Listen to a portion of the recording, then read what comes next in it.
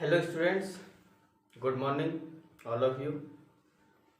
In last lecture we discussed about the topic chemical composition of raw material in cement, in which we discussed about lime, silica, alumina, iron oxide, magnesia, lime and or soda potash and sulfur trioxide. ये decide हो गया था पिछली class में कि इनकी जो quantity है वो कितनी अपन को लेनी है।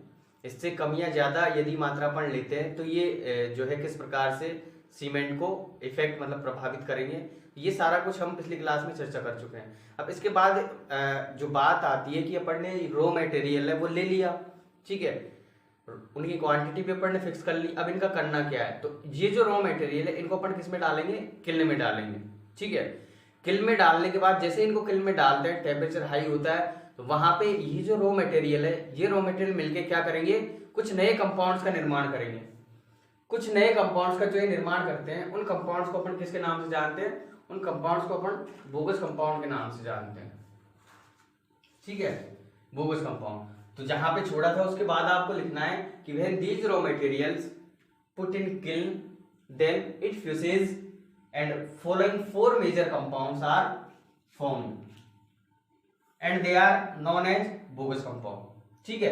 यहाँ पे ये क्लियर। अब जो नए पदार्थ जो बनते हैं, जो नए प्रोडक्ट बनते हैं जिनको अपन बोगस कंपाउंड कहते हैं, उनमें पहला है ट्राई कैल्शियम सिलिकेट, ठीक है। इसका यहाँ पे फॉर्मूला लिखा हुआ है 3CaO SiO2, नेम इसका allied and symbol C3S। Second is dicalcium silicate 2CaO SiO2, belite के नाम से इसको जानते हैं और इसका जो सिंबल है वो होता है C2S। Next tricalcium aluminate, formula जो होता है स्टूडेंट्स इसका वो होता है 3CaOAl2O3, कैल्साइट के नाम से इसको जानते हैं और इसका सिंबल है वो C3A। Then tetra calcium alumina ferrite, इसका जो फॉर्मूला होता है 4CaOAl2Fe2O3, फेलाइट इसका जो है नेम है एंड सिंबल C4Al।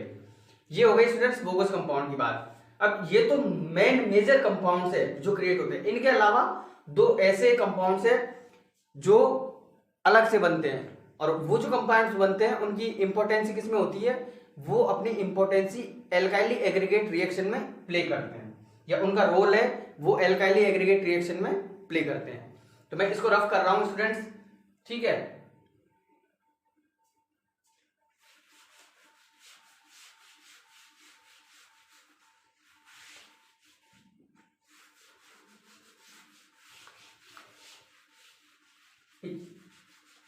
ये तो हो गए मेन कंपाउंड्स जो मेन है चार, या जिनकी मात्रा पर ज्यादा होती है, ये मान सकते हैं। इसके अलावा बिसाइड्स मेजर कंपाउंड्स, इसी के बाद लिखना है besides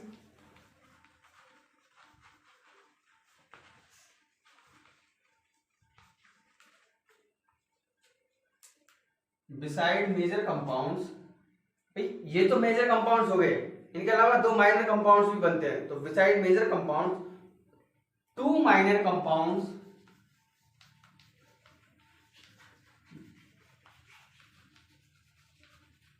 beside major compounds, two minor compounds also formed,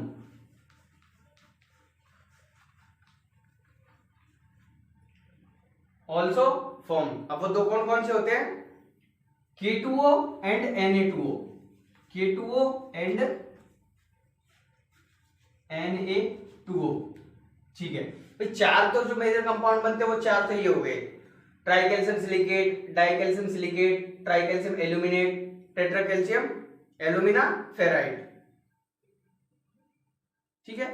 अब ये जो K2O है Na2O है, इनको अपन किस नाम से जानते हैं, एल्काइलीज के नाम से जानते हैं, एल्काइलीज। ये क्या करते हैं,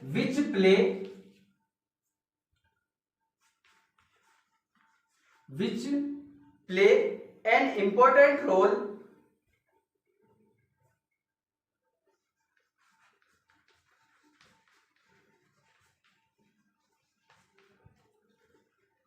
important role in alkyl aggregate reaction, alkyl aggregate reaction। ठीक है, ये तो मेजर हो गए, ये माइनर हो गए। मेजर अब इनके बारे में पढ़ेंगे एक एक के बारे में। अब इनको पहले समझ लो, ये दोनों स्ट्रेंथ के लिए रेस्पॉन्सिबल होते हैं। ये जो दोनों मेजर कंपाउंड है, ट्राइकैल्शियम सिलिकेट और डाइकैल्शियम सिलिकेट, इनका काम क्या है, ये स्ट्रेंथ देते हैं। अब बात ये आती है भाई ये भी स्ट्रेंथ देता है, ये भी स्ट्रेंथ देता है, तो कुछ तो फर्क होगा दोनों में। तो फर्क इतना है इनमें कि जो इनिशियल स्ट्रेंथ होती है, जो प्रारंभिक सामर्थ्य होती है, वो तो देता है ट्राइकैल्शियम सिलिकेट। ठीक है, इनिशियल और ये फाइनल या इनिशियल की बात हो गई। इनिशियल स्ट्रेंथ कौन होता है, C3S। अल्टीमेट स्ट्रेंथ होती है, उसके लिए रेस्पॉन्सिबल होता है डाइकैल्शियम सिलिकेट। अल्टीमेट या फाइनल स्ट्रेंथ अपन कह सकते हैं। ठीक है, सबसे ज्यादा हीट जो जनरेट होती है, सबसे ज्यादा जो हीट जनरेट करता है, वो हीट जनरेट करता है C3A। सबसे पहले रिएक्ट भी ये करता है। इसको बैलेंस करने के लिए अपन इसमें सीमेंट में क्या ऐड करते हैं, जिप्सम, जो रिटार्डर का काम करता है। ठीक है, ये हो गए इनके वर्क। ये भी फ्लैश हेड के लिए रेस्पॉन्सिबल होता है C3A, तुरंत जमाव के लिए। ठीक है, टेट्रा कैल्शियम एल्यूमिना, ये भी उस फ्लैश हेड के लिए, लेकिन इसकी जो क्वांटिटी है वो कम होती है, हीट भी ये जो है कम जनरेट करता है। तो सबसे ज्यादा हीट की बात करें तो C3A, सबसे ज्यादा स्ट्रेंथ की बात करें, इनिशियल स्ट्रेंथ के लिए C3S, और अल्टीमेट स्ट्रेंथ की बात करें तो वहां पे C2S अपन प्रिफर करते हैं। या फिर अपन कह सकते हैं कि ये जो है इनके लिए रेस्पॉन्सिबल होते हैं। ठीक है, इसके बाद आगे अपन चर्चा करते हैं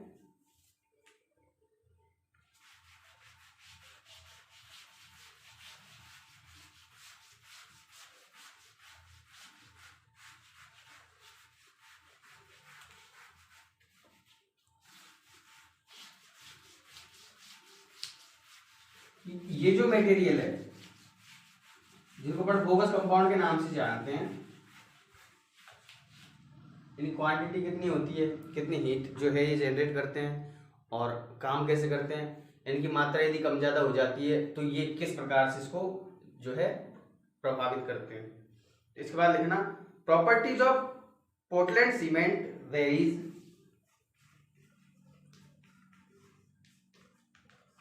properties of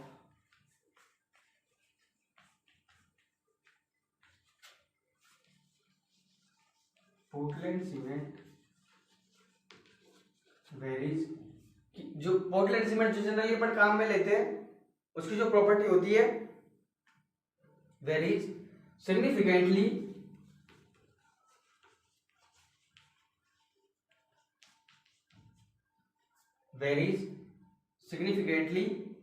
with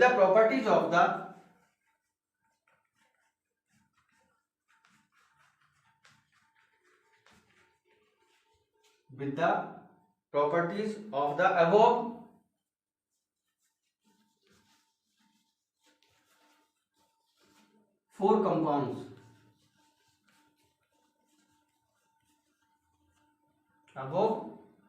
four compounds,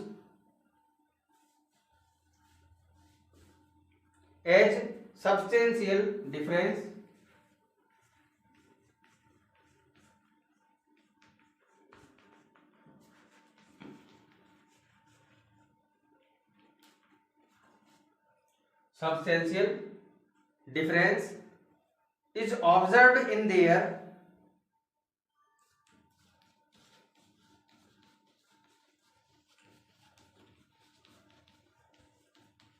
is observed in their individual behavior.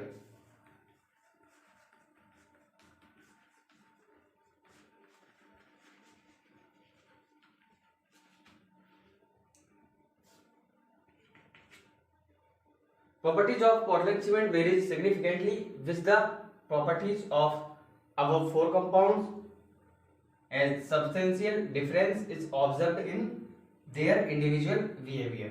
ठीक है, तो इनका इंडिविजुअल बिहेवियर है। चार मेजर कंपाउंड्स की बात करेंगे अब, क्योंकि जो रॉ मटेरियल था वो कन्वर्ट हो चुका है, या उन्होंने जो नए प्रोडक्ट है उनका जो है प्रोडक्शन कर दी।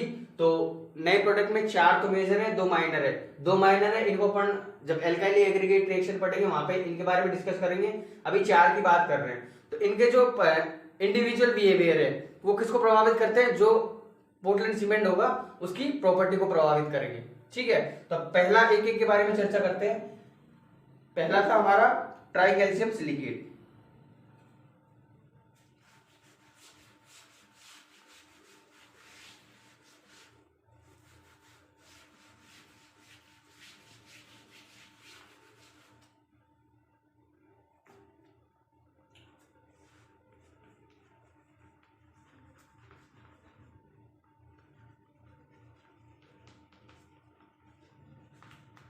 ट्राइकैल्शियम सिलिकेट, इसका फॉर्मूला था C3S। Tricalcium silicate formula C3S। इसकी जो परसेंटेज होता है सीमेंट में, इसका परसेंटेज होता है वो होता है 25 to 50%। जनरली अपन लेते हैं या मानते हैं 40% एवरेज। ठीक है, मतलब 25 से तो कम नहीं होता, 25 से कम नहीं होता, 50 से ज्यादा नहीं होता, और जो अपन एवरेज लेके चलते हैं वो होता है 40। ठीक है,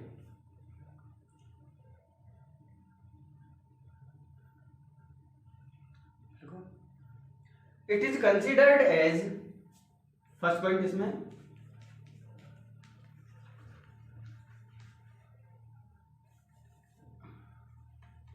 it is considered as best cementing material, best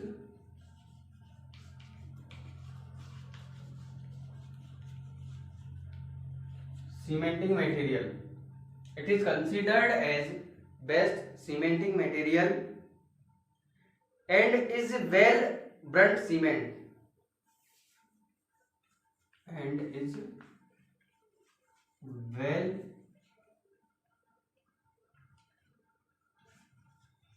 burnt cement।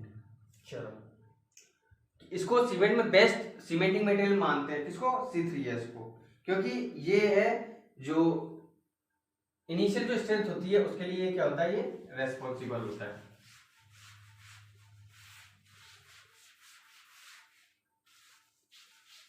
Second point,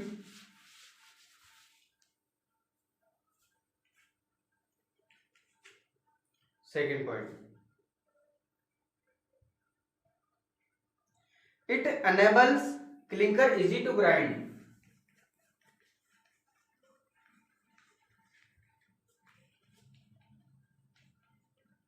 clinker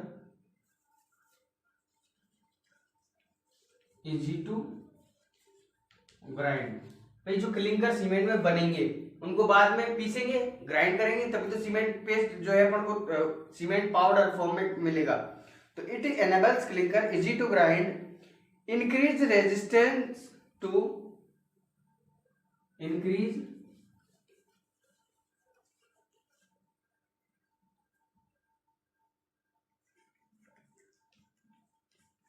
resistance to freezing and thawing। अब देखो फ्रीजिंग और थाइंग क्या है। इटरनल क्लिकर इजी टू ग्राइंड हो गया, पाउडर फॉर्म में कन्वर्ट हो गया, increase resistance to freezing thing. Concreting करने का टेम्परेचर पर डिपेंड करता है। यदि -40 डिग्री सेंटीग्रेड से नीचे कॉन्क्रीटिंग करते हैं अपन, तो जो सिचुएशन होगी या जो कंडीशन होगी, तो वहां पे कौन सी कंडीशन अगर होगी, फ्रीजिंग की। और +40 डिग्री सेंटीग्रेड से ऊपर टेम्परेचर पे अपन कॉन्क्रीटिंग करते हैं, तो उस सिचुएशन में अपने पास कौन सी कंडीशन, थाइंग की जो है ये कंडीशन आएगी। ये जब कॉन्क्रीट प्लेस करेंगे ना, तब इसको अपन कह सकते हैं फ्रीजिंग का मतलब जमने से होता है। जहां पे टेम्परेचर कम होगा वहां पे ये जो ओपीसी है ये सीमेंट प्रॉपर वर्क नहीं कर पाएगा। टेम्परेचर जहां पे ज्यादा होगा तो जो अपन ने वाटर ऐड किया है वो वाटर इवापोरेट हो जाएगा, और सीमेंट को अपनी स्ट्रेंथ एडॉप्ट करने के लिए प्रॉपर मॉइस्चर की रिक्वायरमेंट होती है। ठीक है, थर्ड पॉइंट,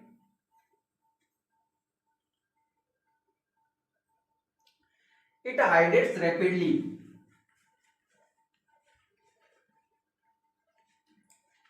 मैंने बता दिया ये तो, क्योंकि इनिशियल स्ट्रेंथ के लिए यही तो रेस्पॉन्सिबल होता है।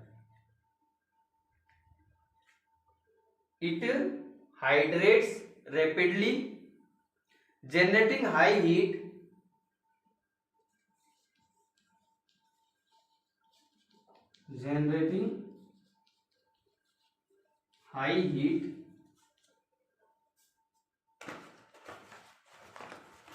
and it hydrates rapidly generating high heat and develops an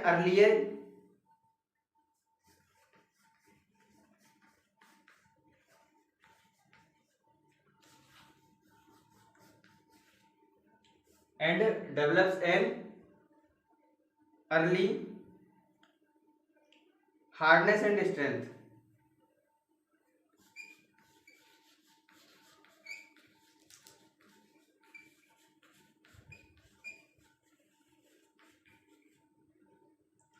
Early hardness and strength.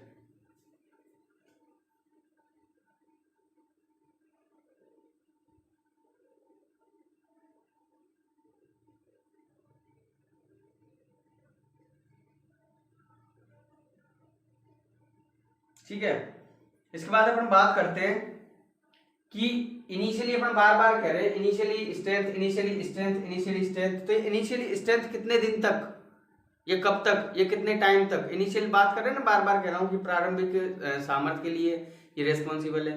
तो स्टार्टिंग का जो 7 दिन का समय होता है, 7 डेज जो पीरियड होता है, उसमें जो स्ट्रेंथ आती है वो किसकी वजह से आती है, एसी की वजह से आती है, C3S की वजह से। तो ये लाइन आप यहाँ पे नोट करना चाहो नोट कर सकते हो कि hydrolysis of C3S, hydrolysis of C3S, hydrolysis of C3S is mainly responsible for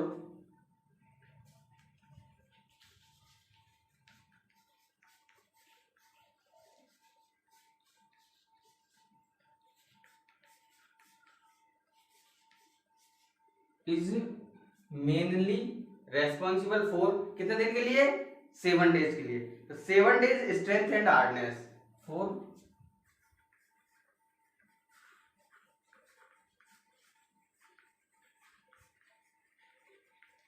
7 days strength and hardness. चलो, अब हीट कितनी जनरेट करता है भाई, अपन ये पढ़ चुके हैं कि हाइड्रेशन की जब प्रोसेस होती है तो उसमें जो हीट जनरेट होती है उसको अपन हीट ऑफ हाइड्रेशन कहते हैं। यहाँ पे इसके लिए यदि बात करें C3S के लिए, या अपन हीट ऑफ हाइड्रेशन की,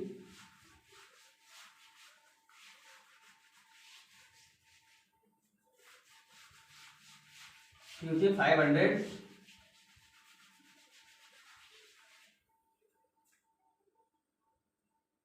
joule per gram. Last line, heat of hydration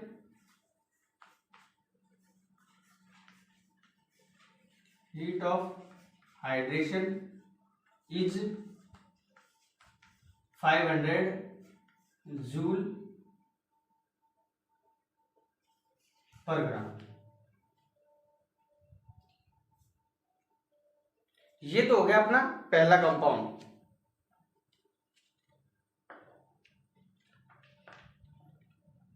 first compound हो गया।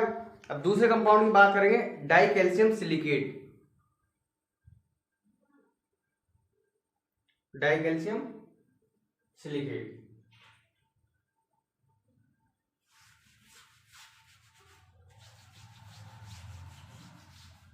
लिख लिया होगा ना आपने।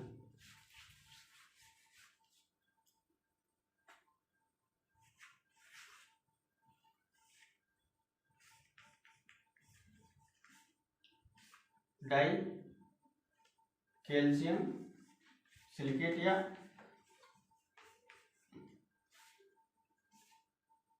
C2S, ठीक है। डाई कैल्शियम सिलिकेट या C2S की बात करें तो इसकी जो क्वांटिटी होती है सीमेंट में वो होती है 25 to 40%, 25 to 40%। 25 to 40%। और यदि बात करें एवरेज की तो नॉर्मली ये 32%। इसमें पहला पॉइंट लिखो डाइकैल्शियम सिलिकेट में, it hydrates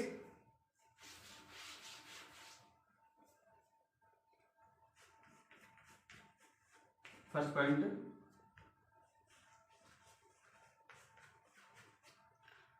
it hydrates and hardens slowly, hydrates and harden slowly, it hydrates and harden slowly and take long time to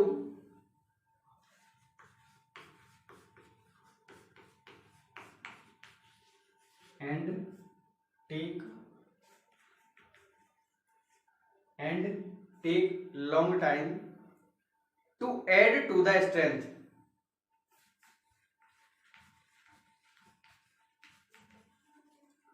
add to the strength. अब कितना टाइम लेता है भाई, it hydrates and harden slowly, ये धीरे धीरे set होता है, धीरे धीरे हाइड्रेशन की जो प्रोसेस होती है वो भी स्लो होती है, इसमें टाइम ये ज्यादा लेता है, ठीक है। तो कितना लेता है, आफ्टर ए ईयर और मोर, आफ्टर ए ईयर और मोर, ठीक है। इसके बाद ये हो गया कि ये धीरे धीरे जो है हाइड्रेशन प्रोसेस होती है, टाइम भी ज्यादा लेता है, तो that is it is responsible for ultimate strength, that is it is responsible for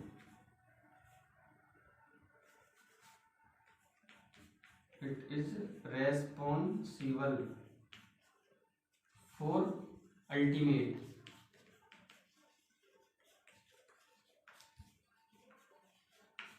किसके लिए रेस्पॉन्सिबल होगा ये, अल्टीमेट स्ट्रेंथ के लिए। ये तो अपन ने पहले ही बता दिया था, ये दोनों स्टार्टिंग के दोनों स्ट्रेंथ के लिए है, ठीक है। Second point,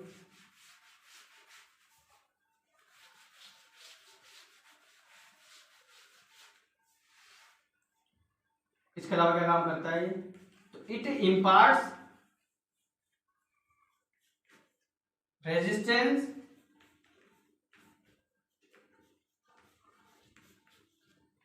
it imparts resistance to chemical attack, जो केमिकल अटैक होता है, जो भी रासायनिक, क्योंकि जैसे ही अपन इसमें पानी ऐड करते हैं, सीमेंट में वाटर ऐड करते हैं, तो कुछ केमिकल रिएक्शंस होती है, और जो केमिकल रिएक्शंस होती है उनसे हीट जनरेट होती है। अब उनकी जो भी इफेक्ट या अपन कह सकते हैं अटैक जो भी होते हैं, उनको रोकने का काम भी कौन करता है, C2S।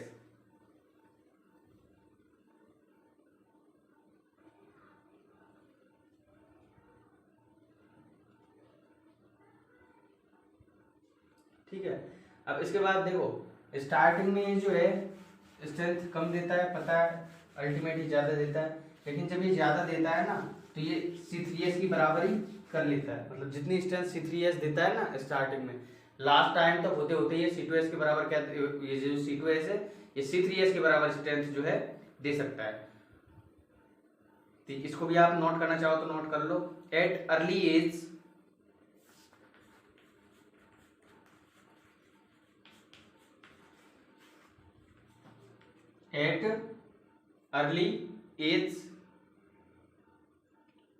Less than a month,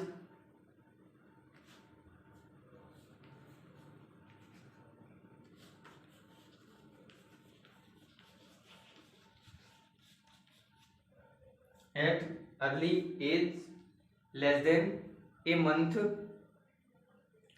C2S has little influence, C2S has little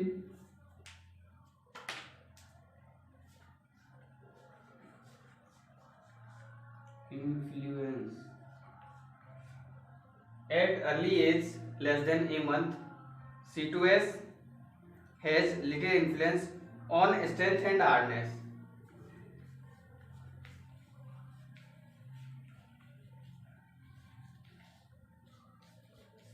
On strength and hardness.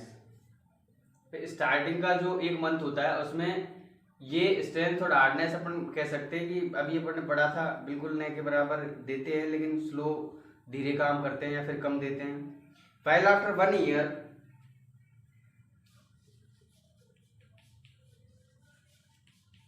While after 1 year, 1 साल के बाद, while after 1 year, its contribution to the strength and hardness, its contribution to the strength and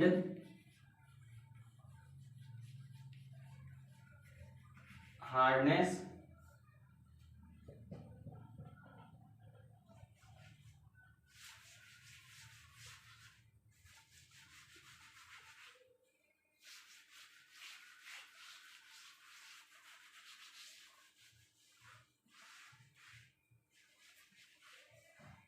strength and hardness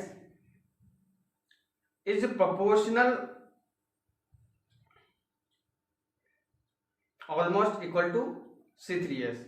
Strength and hardness is proportionately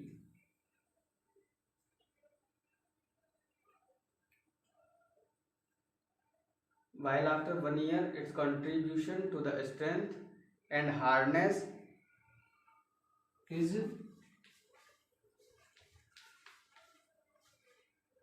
proportionately NATELY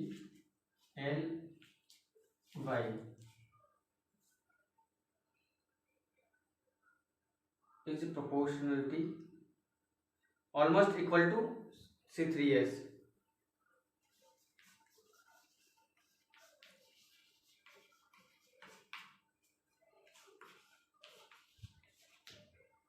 भाई starting के 1 महीने में ये जो strength है वो बहुत कम होती है, लेकिन जैसे ही टाइम गुजरता है, लगभग 1 साल की बात करें तो उस स्थिति में ये किसके बराबर स्ट्रेंथ दे देगा, ये C3S के बराबर। Last, heat of hydration 260 joule per gram, 260 joule per ग्राम, दिख रहा है ना? ठीक है स्टूडेंट्स, इसको कोई डाउट हो तो आप बताना। ठीक है, आज के लिए इतना ही।